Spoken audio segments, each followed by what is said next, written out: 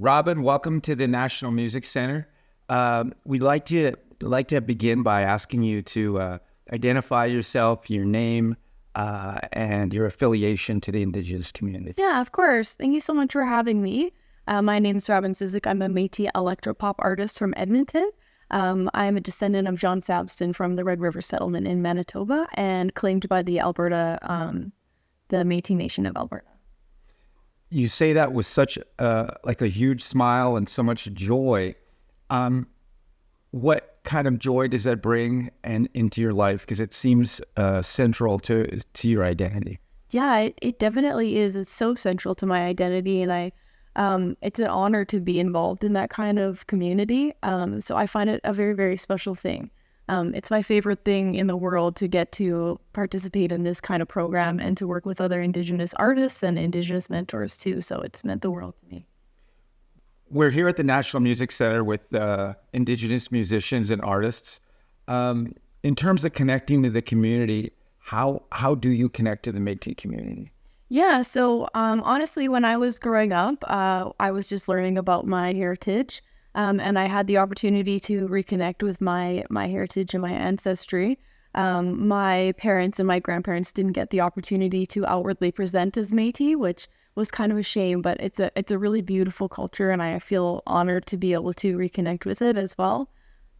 Something we've talked about with some of the artists is why that connection is important. And for you, why is it? It's definitely so important to me. Like, it's part of my identity. My grandparents lived the Métis lifestyle behind closed doors. My mom did as well. And it's so special to be able to share in those things and those traditions. I also, a big part of our community and of my family was the connection of music. Métis people love music and they love dancing and all kinds of things. So it's really special that I got to be involved in that growing up. And I definitely think it's carried over into my music career and my identity as a person. It's interesting because you have electronic pop and then you have traditional Métis music, quite different genres, but do you see something that brings them together? Yeah, I honestly think it's about the storytelling for me. I think that all music, you can kind of turn different genres into different stories and stuff, and I love that idea. But it's cool to see how Métis music takes all these very intricate stories and puts them in melodies and fiddle music and stuff like that. And I try to employ that into my own music and really focus on lyrics and trying to tell stories and make people feel heard as well. That's a big part of my music. What I've always liked about your music is the lyrics. Thank you. You're very introspective. And, you think electronic pop, you might think fluffy lyrics, but you have a message in your music much of the time. And what kind of messages or themes do you want to put out there? Yeah, so I guess I can start by saying, when I got involved in music, I went through a little bit of a hard time. So I have a genetic condition called thoracic outlet syndrome. I also had quite a few health problems growing up. So that definitely has influenced how I write my music. When I started going into my music and dealing with those health problems, I had a lot of mental health struggles that I had to deal with. So going through that, it definitely inspired me to tackle pretty intense subject matter. Like, my album called Delicate Minds is all about mental health subjects and stuff like that. But I wanted to kind of take those mental health topics and spin them into a positive thing. Because when we're upset, I do it too. I sit and I listen to sad music and I make myself more sad. So I want to write my music in a way that inspires getting help or really healing and recovering. So I like to kind of talk about that. But also my health problems, they kind of made me feel like a little bit of an outsider. So I wrote Hey Disaster to kind of talk about little mistakes we make and that we're not perfect and we maybe don't fit in, but trying to embrace those things. And I think that's really important. Has anybody come to you where you've been really moved by somebody reacting to your music? Oh my gosh. Is there a story you can share with us about? Yeah, that's the most incredible part about being a musician is taking the stage and getting to connect with people when you get off. I know my song Memories from my Delicate Minds album is always the one that people connect with the most. And I think that's because I wrote it as a way to kind of address how I was feeling. So it's a lot of emotions in one song, but I do believe that talking about your issues and talking about the things that you're having trouble with can help you to heal. So that was my song to be able to do that. And I think that resonates with a lot of people. And it makes me really happy that my music can be that inspiration for people to talk about things and get help and figure out what they need to do to move forward. We're living in you're living in Alberta, and it's primarily a country music genre province. So what's it like being a pop artist and living in a province that's mostly that's known for its country music? Yeah, it's definitely interesting. I mean, I get to travel a lot for a lot of my opportunities, which is really, really cool. But yeah, being in a primarily country province, there's a lot of opportunities for country artists, but I have met some amazing, amazing country artists here in Alberta, and it's been a pleasure to work with them and kind of come up with new ideas and stuff like that, and be inspired by a lot of the stories that people tell in their music as well. I think people, when they look at genre, they see this great divide between stuff, but I think as artists, we have this connection to our core that like we just need to make music no matter what it is. So there's always that connection there for me. We're here at the OHSOTO'KINO, the gathering here with all the musicians, and you're known for your music, but you're also there's so many other areas when you're in the music industry. And what has gotten your attention or that you've developed in yourself outside of the music? That's a good question for sure. So I guess I'll start by saying like I'm an artist mentor. I work with Music BC, Alberta Music. I have done a little bit of work with Inuit artists up north. But really the business side of the music industry is what really interests me. I like the idea that you can put together a whole project of music and have the visuals to go with it and then come up with a way to get people involved with it. And just the whole idea of taking my art and making it this huge piece of project and having all the things just fit together really nicely is just really satisfying. But I'm also a visual artist as well. So I take a lot of joy in doing different types of art and different genres and stuff like that. I also have my Bachelor of Education, so I got to kind of have the opportunity to explore my art a little bit more. Got to take art classes at the U of A, and that has been so special. Like getting to do these things that people don't get to do. I've been very, very privileged in my ability to have these opportunities and stuff. When did you first connect to music where you knew you had to make it a big part of your life? Yeah, so I guess when I was dealing with my health problems, it really came into play. So when I was younger, I really was into sports and stuff. I used to be a hockey player. I used to do all that stuff. Volleyball, basketball, all the things that I could do. But when I found out about my genetic condition, they basically explained to me that one hit in hockey could like be detrimental to my health. So that was when I had to decide, okay, so I have this passion for this. How am I going to move forward and kind of find something to put my stresses into to kind of reflect? And like everybody needs a positive outlet. So I was like, okay, well, I can sing, so maybe I'll give that a shot. And I ended up joining a program in high school. And since then, it's just been a really, really cool thing for me to get to heal and find myself through my music. And it's been starting into a good thing. So it started out a little bit stressful and a little bit challenging, but I definitely find that this is my place, and it just feels like it was kind of I was meant to go on this path. So. And you've had some signposts in your career where it's like you definitely are on that right path, like with awards and being recognized by the industry. Can you share a little bit about that? Yeah, so I guess this year I was CBC Searchlight's Top 100. I also have a song on US radio right now. It's number 47 on CHR charts. It also hit the Hot AC charts as well.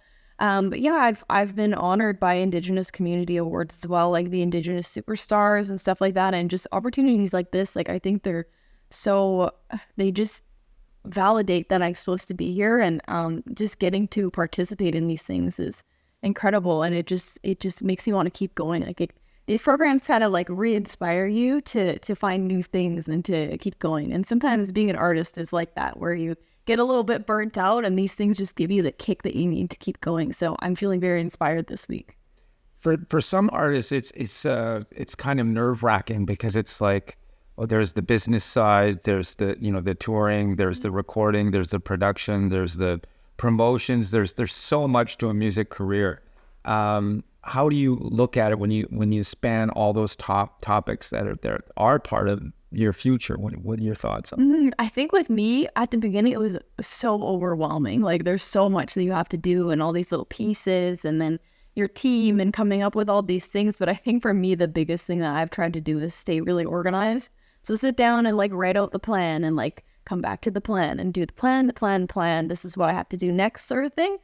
So that's been really, really helpful for me. But I think as I've gotten into mentoring more, it's become a little less of this giant beast and just kind of like something I've gotten used to. And it's like, okay, yep, this is the next step. Let's do what we do. And I think that means that I'm getting more comfortable in my music career being like, okay, yes, this is what I need to do next. We're going to get it done. It's going to be great. And like, I think that my mental health goes a lot with that as well. Like just trying to reassure myself I'm on the right path and I'm doing the right things. And it's been very gratifying to get the feedback that I've been getting lately. I feel like I'm on that right path and I'm doing all the things I need to do. Nice. And the pop electronic sound do you foresee a time where that develops in another direction, or this is a genre you're pretty sure you're going to be staying in? I definitely have a space in my heart for pop, and I think it's always going to be there. But I do see my sound changing a little bit as I'm maturing as an artist. I think that I'm taking a lot of outside influences that maybe aren't considered typical, like pop music and stuff like that. I'm a huge alternative music fan. I love Mother Mother. I love Muse. I love Metric, all those bands. So I'm really seeing myself kind of taking those sounds that inspire me and maybe inspired my parents, even like Fleetwood Mac and stuff like that. And trying to infuse kind of those melodies and those beats and stuff like that into my music. And I'm just trying to kind of take pop to another level that people maybe haven't experienced before, because like I want pop that speaks about important things and has a little bit of interest. And that's what really gets me, is the experimenting with stuff and experimenting with vocals. That's my favorite part about the music making process. Who out there inspires you that you look at and you go, okay, I can, that I want to emulate that, or I want to follow that path? Is there any musicians out there that are like that? That's such a good question. I'm like, there's like names running through my head like crazy right now, but I've always been a huge fan of like my mom's generation music. So like Fleetwood Mac and stuff like that. And I think Stevie Nicks is such a good role model as a woman. Like she has a lot to say. And she says it through her music. She also says it in public, and like just the way that she has this freedom to create her music, I think that I really look up to. But there's also a lot of like current bands that I look up to as well. Like there's pop artists and stuff like that. As a vocalist, I've always looked up to Christina Aguilera when I was younger. Like such an inspiration to have somebody with those kind of vocals. But I think I look up to a lot of artists for a lot of different reasons. Like there's Digging Roots, who just is incredible, and they're just such good people, and I want to be like them in every way. And like then there's artists that I look up to that I'm like, your business strategy is incredible, and vocalists, and like I just can't come up with one name. Like there's so many. So and when you're performing with all those influences, what do you enjoy most about performing? Yeah, so I honestly think it's the connections that I can make and the stories I can tell on stage. Like it's an honor to get to share my thoughts and my music with the world, and performances just take that an extra step, because you're in this moment with another person, and it's really cool to be able to just look them in the eyes and say, okay, this is what the song's about, and you can feel that connection, and it's really cool. Who's your fan base right now when you do shows? Who's coming out? Yeah, well, I got to do Calgary Pride last year. I did Canadian Music Week this year. I think that there's a lot of young people that want to talk about mental health and stuff like that, and they want to feel heard. And I think that my music is helping people to feel heard, and it's a really cool thing. But yeah, I have a lot of different demographics. Like I've been approached by people who are a little bit older, elders in my Indigenous community at Métis events and stuff, and they've told me like I'm an elder in the making, which like my heart, oh my gosh. But yeah, so it's really cool to have like different ages and different demographics come up to me and say that my music is touching their hearts. Like it's a really like just magic. So and what's the goal? Where do you ultimately hope your career takes you? So my goal for my music career has always been to make it a career. Like I want to pay my bills. I want to live comfortably. I haven't been in it for the fame and the fortune or anything like that, but I really just want to do this for the rest of my life. So I'm going to do what it takes to kind of get myself to a level where it can fund future music projects and fund my current living situation. And that's basically my goal. Just simple. I just want to do music. So How has your support systems been? Who's been supporting you on this on this journey you're on? it's been incredible. I've had so many support systems. So like people helping me to fundraise for my album, people supporting me by sharing my music, my close family. My mom comes with me everywhere. I drag her across the country with me to gigs and to different things. We did Canadian Music Week together, and we ended up doing lots of touristy things in between and Niagara Falls and stuff. So I think she's been my biggest support system, but like I see all these people in the background also supporting me as well, and it's been really great. So I've been very, very supported, and I know a lot of artists don't really have that, so I'm extremely grateful. Mm. And the traveling, that part of it, when you are going on to those shows, do you enjoy that? Yeah, I really enjoy it. It's really cool. I think the plane idea, like just having to get through security and stuff, sometimes a pain, but it's not bad when you get to go somewhere and do what you love. So it's all worth it. Wanted to ask you too about your process of writing songs. Are you how do you go about putting your songs together? Mm-hmm. So I definitely think that my sound has evolved from when I first started. I used to find that writing my lyrics and melodies first was really beneficial for me because I could kind of get the ball rolling without bringing in producers or other writers and that kind of thing. But now I found that kind of experimenting with the music first gives me a lot of freedom to throw things out there and be a little bit more spontaneous. So I've been trying to kind of use that a little bit more in my music lately. Start with the music, work with producers, really get it where I want it. And I'm so picky in the studio. But yeah, so just start with the music and then take that and I kind of just go home and I have it in my head and I'll work on it and it'll just be me and the music and I'll write the lyrics and the melodies and then we'll go back in the studio and record it. But I think that I have a lot of, I kind of need that alone time to be able to be like, hey, what do I want this to say? And then I'll go back and change things and adapt things. Every so often you get a song that's kind of magic and it kind of just happens. But I find with my music, I like to go back in and be like, how can I say this a little bit better, a little bit more efficiently and kind of just go through and fix things. And so it's a process for me, I guess is what I'm trying to say. And I like to really make sure that that song is going to say what I want it to. Do you ever have youth come up to you and say, I want to do what you're doing? And you know, what do you tell them? Yeah, I have all these little girls that come up to me all the time. And they come up to me and they say, oh my gosh, I love music. I want to be a musician. I want to be a singer. And that is so cool for me. But then I'll be putting away my equipment off stage and they'll be talking to me about their pets and like we'll have a nice little chat. But yeah, so that's really cool. And it's just one of those things that are like connecting with people. It's very, very interesting and very rewarding. What's it like to, you've gotten some awards and then you've been covered in magazines and getting the word out there. What are you hoping people take away from that media attention you've gained? Yeah, so I guess it's just like, for me, the media attention is an opportunity to connect with more people and to be able to kind of share the meaning behind my songs. And I think that with music, it's just so universal and like can connect all of us and have us create these conversations. So I'm hoping that by getting my name out there more, by getting my music out there more, that maybe we talk about those conversations a little bit more. Like with my mental health album, it was really important for me to kind of start that conversation about those things. And every year I try to volunteer my time at a couple mental health associations or events just to give them a little bit of something and a little bit of music into their events. And I think that music is just so healing that I think that the more we can get certain songs out there and the more that we can share, I just think it makes the world better. And so I really enjoy that part of it. And I hope that that's kind of something that's accomplished with the sharing of my music. What would it be like in your life, do you think, if you didn't have music in your life? I definitely think I would be still doing art in a different capacity, maybe not music, but I would be drawing and doing art and like painting and all this kind of stuff. And for me, it's like therapy to just sit down and have like a canvas in front of you and a set of oil paints. So I definitely would be doing, I think, more of that. But I don't think I would be able to hold a normal job. Like, I just think it would, I wouldn't be able to do it. Like, this is so special to me getting to do this that I think in comparison, it just would be like, I can't go sit at a desk for the full day. I have to do this. I find that a lot of musicians really feel that. It's like we were driven to do this. Like this is the only thing available to us.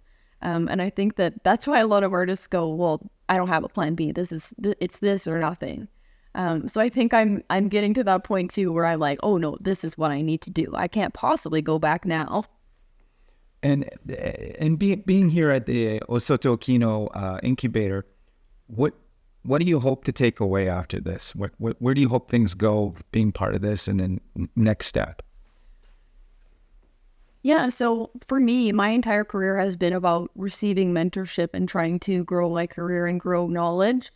So that's like a big part of this program, is being able to kind of get my career to the next level and really do it in a way that honors Indigenous communities and my own Métis community as well. And I think that that's why Indigenous programming specifically is so important to me, is getting to connect with other Indigenous people and really make sure that I'm staying connected to my community, even though like the music industry can be kind of like hustle bustle, everything's happening at once and a little stressful. It's good to come back to our roots and kind of reconnect with that.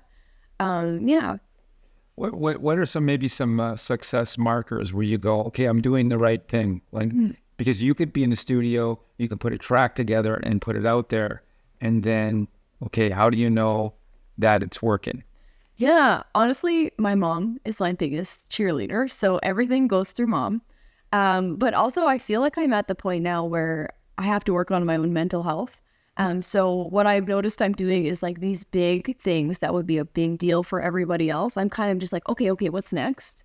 And I think that I have to kind of learn to live in the moment a little bit more. So I'm personally working on that.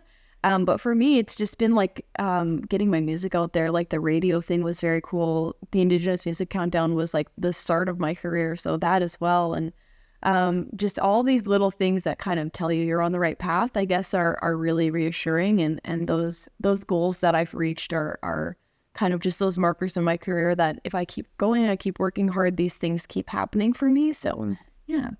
As a young artist, what does the online community, what's that like for you to be to be out there? Because that's important today, particularly young person's career. What can you share about that? Yeah, I think in like our 21st century in contemporary music, our online presence is huge for how we present ourselves and how our music does as well. So I think that that's another challenge in the music industry, is like, what is my branding? What am I doing online, and how can I get people to see my music? How can I be authentic? How can I show who I really am? So I guess that's been like the main purpose of social media and stuff like that for me, is just kind of communicating who I am, sharing my music, that kind of thing. But I also think it's a really beneficial thing that we have the opportunity to use. Like a lot of artists didn't have that when they first started, and it's an easy way to kind of like put our stuff out there and see what people think even. So I think that it's been a great tool for me, but it's also been a challenging tool as well. And it's been kind of a steep learning curve for me to kind of learn what I need to do and work on my branding and stuff like that. The type of music that you record and your lyrics particularly, you're very vulnerable in putting it out there. And what's the process to get to that place where you can openly share about challenges you're facing and, sharing it with the world as opposed to keeping it to yourself? Yeah, that's a really good question. And honestly, that's been a struggle for me as an artist. I find that I like to put on a tough face. I don't like to talk about my emotions and my feelings. So to be able to go into a studio with two people that you don't know very well and to explain what your lyrics mean, it is a very vulnerable process. And I think me getting more mature in my music career, I think that I've learned that that's a good thing. And like, people are not judging you for how you feel. Like, putting it out there and being really communicative with producers and stuff is the first step. And talking to them, I think that they can kind of shape the words that I'm trying to use or the sounds. And I think that it honestly makes my music better because of it. Just being able to talk it through with people and do that kind of thing. But yeah, it was definitely hard for the vulnerability at first. And even like pouring your heart out on stage is also a very, very vulnerable process. So I think that over the years, I've kind of become more comfortable with my vulnerability, even in interviews and like stuff like that as well. Just sharing who I am. And I realize that a lot of people are going through the same things that I am. And I think that it's important for us to have that kind of community and that connection as well. And I think that that's what makes us connect as human beings, is sharing the vulnerable side of things. I also wanted to ask you about your music when you're performing, because you have your set songs, and how do you go about getting ready for a performance? Mm-hmm. For me, it's almost like ceremony. Like I'm sitting by myself, I'm doing my hair, I'm doing my makeup, just kind of trying to stay calm, because it gets crazy after you leave the house and you start going to your show. So I really try to take that time for myself beforehand to be like, okay, we're going to do this today. It's going to be stressful. It's going to take a lot of energy out of you, but it's going to be a good day, and just kind of trying to reinforce the idea of having this really good experience today and doing that first. But I think for me, I have a lot of equipment on stage, so it's getting that prepared and getting that ready to go, and just trying to come up with ways that I can engage my audience as well, and like make sure my set list is good and people will really enjoy the show. And it's always been really important to me to consider what show I'm doing. Like I do volunteer shows for the Bridge of Life in Edmonton, which is a suicide prevention event. And that's a much different set list and a much different storytelling opportunity than something like Calgary Pride. So I like to take that into consideration when I'm planning my shows, and being sensitive to maybe some of the topics that are there that day, or if we're just there to have a good time, then I'm picking songs that are allowing people to have a good time, and making sure that my stories or my explanations of the songs are really sensitive and poignant and kind of in the direction that they need to go for people that are attending. There's so much momentum that goes on in your career. What's the nucleus of that? What's making that happen? Yeah, honestly, I think it's just my need to make music and my need to be creative and stuff like that. So I think that that's honestly what keeps me going, what keeps pushing me to keep doing this, is the magic that happens in the studio when you cut a song or you go record your vocals and something crazy happens. And it's like, yeah, that's take, we're going with that one. Like, it's that feeling. It's like the best high you could get. Like, we don't need anything else. I find as musicians, it's like we go to the studio, we make this thing, and we're running on that high for weeks. And I think that that's the coolest thing. You mentioned when you're in the studio with your producers, how do you pick out your producers? How do you know you're working with the right people? I definitely think for me, it was a lot of experimentation to kind of see who I was comfortable with. I think that was the biggest thing for me, was that vulnerability was really difficult for me. So finding somebody who really gets me and is sensitive to what I'm talking about, and also likes to take risks, likes to try stuff, likes to be spontaneous. So that was really important for me as well, to have the confidence to be able to just go in and like, okay, let's just record vocals and see what happens, or let's try a different beat, let's mess up this production, let's mess up the music a little bit, make it real interesting.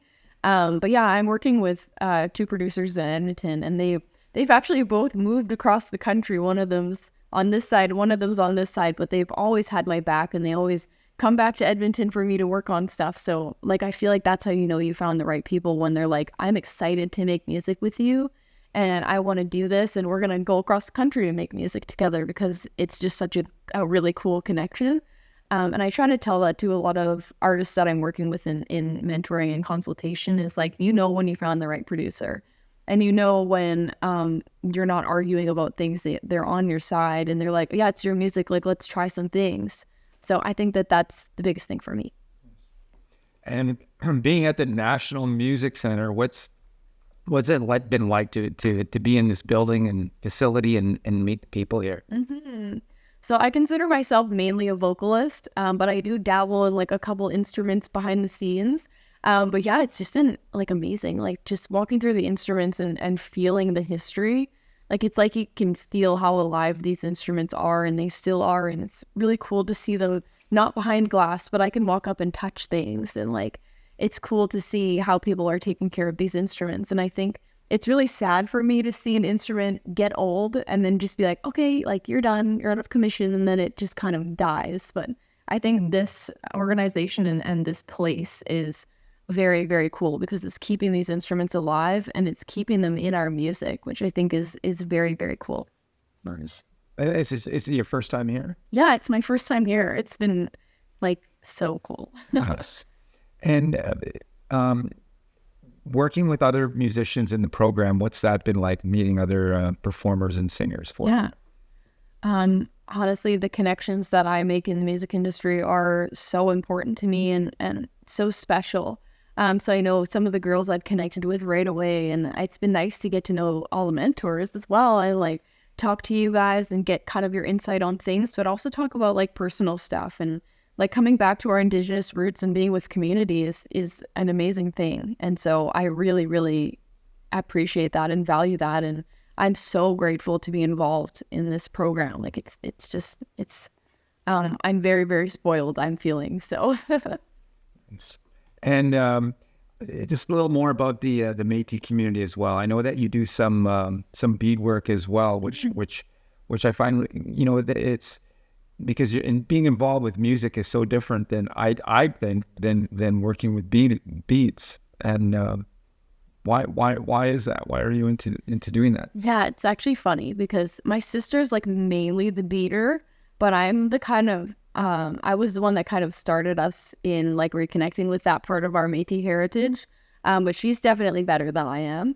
And it's funny because I don't bead very much because I find that I get really like impatient. I'm just an impatient person. I want to see the product right now. But when I do sit down and bead, it's always really peaceful, and I like that different genre of art making that I can experiment with. And I think that all these kind of different art making processes really spark creativity in me in different aspects as well, which has been really, really cool. But just getting to sit down and create, like that's my favorite thing in the world. So Yes. Well, thank you for sharing, Robin, and we're thrilled you're here for the OHSOTO'KINO incubator, and thank you so much for sharing with us. Thank you so much for having me. I'm honored to be here. Cheers.